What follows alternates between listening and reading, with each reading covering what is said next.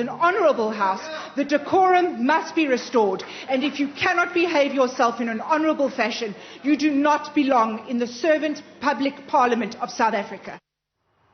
Well, we've opened our phone lines so you at home can also get involved in this discussion. You're calling us 010-594-5140. The topic that we're discussing this evening is around gender-based violence.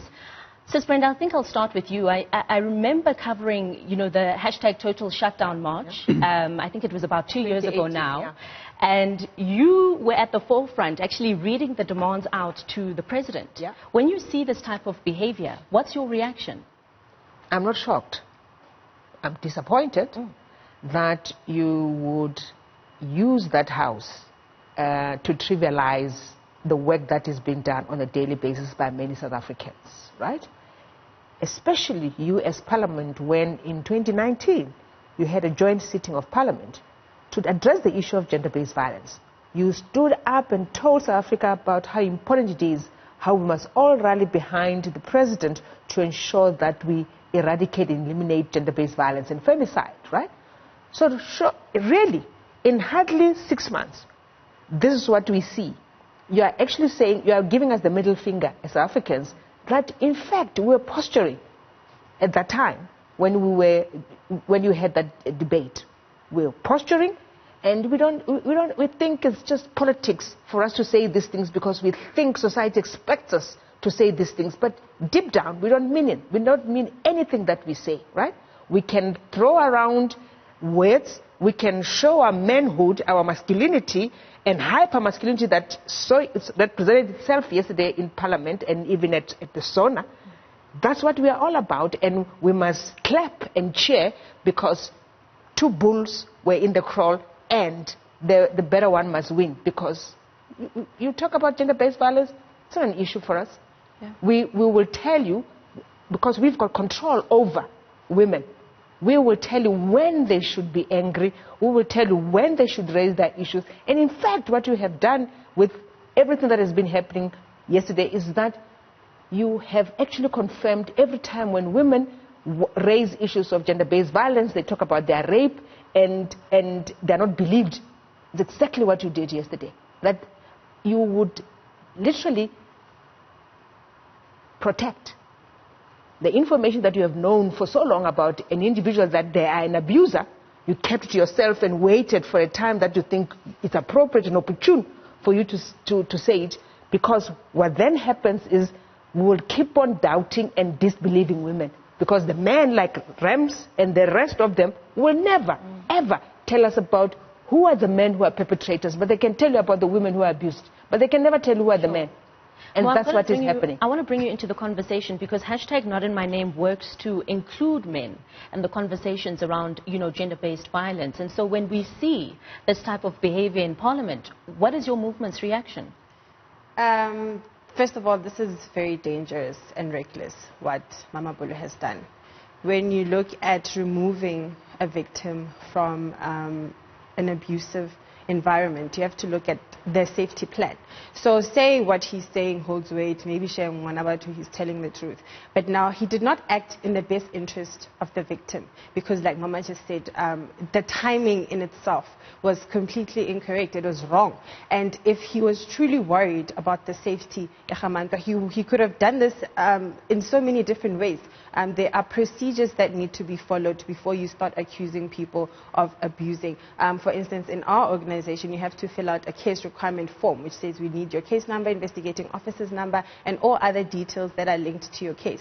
So I think this also goes back on what Parliament itself says, that you can't accuse somebody and post their pictures and do this and this and this when something has not appeared in court, but now they are being hypocritical. And so if he's really interested in what's best for Manta, he should have followed the proper procedures. You are spitting back in our faces and you are now reinforcing this very same kind of dysfunctional behavior that you don't want from people. From a social learning perspective, you are now in a position where you are supposed to emulate desired behavior. You act as a model for the rest of citizens. So whoever believes in Mamabolo or his party or whatever kind of affiliations he has, and they are perhaps suggestible, they're going to now start thinking this is the way that we need to go. It sets a precedent for everybody else.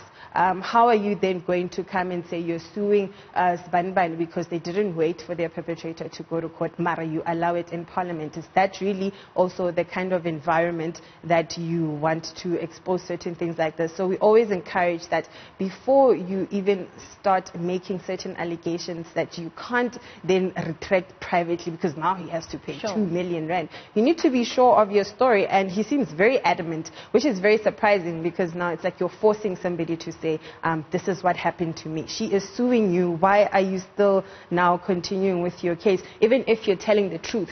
If somebody doesn't want to be helped, there's nothing at that point that you can do that will be viewed as helpful. And maybe you'll never know what happened yesterday when she went home. What if it was the truth and then Julius continued to hurt her if any of these allegations are true? So it was not in the best interest of the victim, and we do not allow such behavior to happen. Rams, I'm going to bring you in. A lot of us know you as a broadcaster, but also there's lots more that you do. I mean, you've ditched some of your business ventures to assist young boys, and teach them about issues of gender-based violence and try and be a role model, especially for those who grew up without a figure father, and, just try and keep them out of prison as well. Mo's just spoken about how, there are younger people who look up to the president of the country, who look up to the Julius Malemas of this country, who want to be politicians and take part in some of these debates.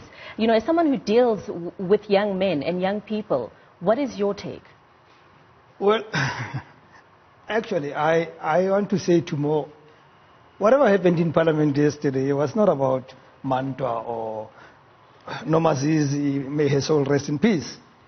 It was about men. Yeah. It is in the same line as when men fight with each other, they'll go Yomase. Why is it never about Yomase? These men, by the way, know about each other's weaknesses. And some of them are about whether they go to men's health, what they do to reduce their big tummies. But they don't call out that, even if it's a joke. But why is it easier to go that route? So it was never about Mantwa or Nomazizi. It's just a toxic thing that men have inculcated, that even when we have to fight, it is easier to use women as fodder. Sure. And that's what happened out there. Yeah. And that's what we're trying to do to young men, to say to them, women are not your property to play with, to joke with, to use, whatever else it is. It is not your property to do that.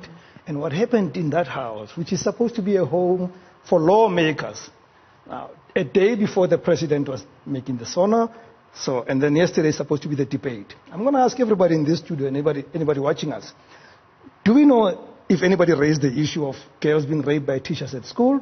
No. Do we know if anybody raised issues of mandatory sentences for abuse? Has anything been raised about gender-based violence? So it was not about gender-based violence in Parliament yesterday. It was about toxic men who use that platform to insult women and to play about the pain that women go through every single day. I sit with the three of you here in studio. There's one guy in this room who's got more chances of safety as we leave tonight to go home, and that's me. It's you. Yeah. Nobody deals with that. Absolutely.